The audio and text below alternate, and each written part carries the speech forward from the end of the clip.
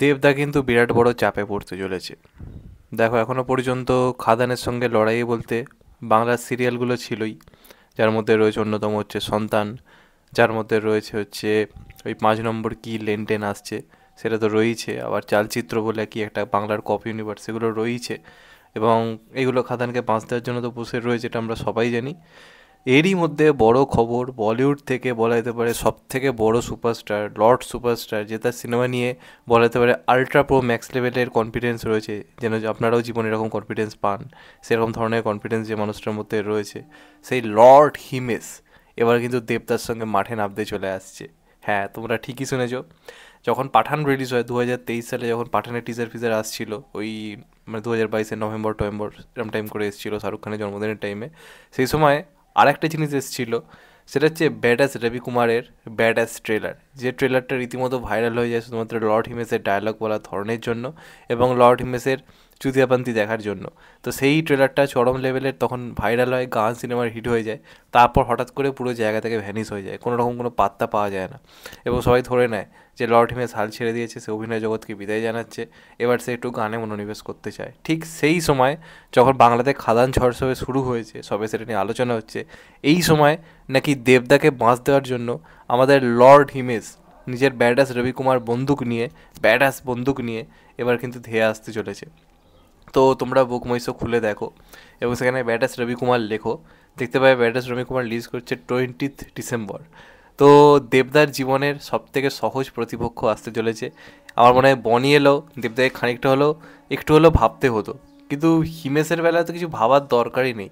মানে বাঙালিরা যদিও কোনো হিন্দি সিনেমা দেখার অপশান ঠিক করতো, যে চলো ভাই বাংলা সিনেমা না দেখে কোনো সাউথ বা হিন্দি সিনেমা দেখতে যাবো, এমন একজনের থোবড়া হলের সামনে বসিয়ে দিচ্ছে হিমেশের, মুখ এরম করে রয়েছে, পাবলিক আর হিন্দি সিনেমা দেখতে যাবেই না।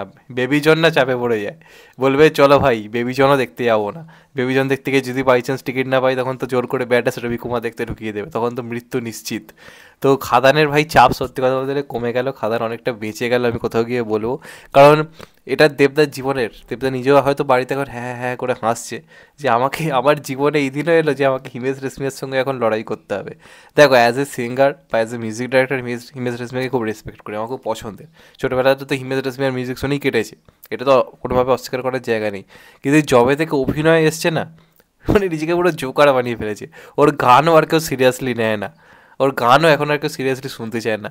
জবে থেকে ব্যাডাস রবি কুমারের ট্রেলার এসছে, তো এ আর রিলিজ করার টাইম পায়নি, এ তো বলিউডেও মার খাবে, বলিউডেও মার খেয়ে যাবে, কারণ বেবি জনের একটা হাইপ রয়েছে, বেবি জনের একটা জায়গা রয়েছে, প্লাস সালমান খানের একটা ক্যামিও রয়েছে। যদি সিনেমা ভালো হয়ে যায়, এটা আদৌ মানে এর তো রেকর্ড রয়েছে, আপনারা জানেন কি হিমেশ রেশমিয়ার রেকর্ড রয়েছে।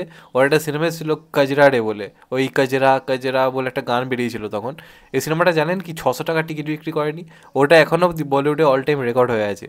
আমাদের বাংলায় বনির যেমন রেকর্ড হয়েছে সব থেকে কমের দিক থেকে রেকর্ড করার, অলরেডি সেই রেকর্ডেরও বাপ হচ্ছে হিমেশ রেশমিয়া, যেটা কাজরাটে সিনেমাটা করে দেখিয়েছিল। ওই প্রথমে একটা সিনেমা করেছিল আপকা জরুর বলে, সেই সিনেমাটা মানে মোটামুটি তখন হিমেশ রেশমিয়ার ক্রেজে হিট করে গেছিলো। তো সেটাতে হিমেশ এমন অভিনয় করেছিল, গান ভালো ছিল, কিন্তু গান যথেষ্ট ভালো, কিন্তু এমন অভিনয় করেছিল লোকে দ্বিতীয়বার থেকে হিমেশের সিনেমা থেকে চিরকালের জন্য বয়কট করে দিয়েছিল।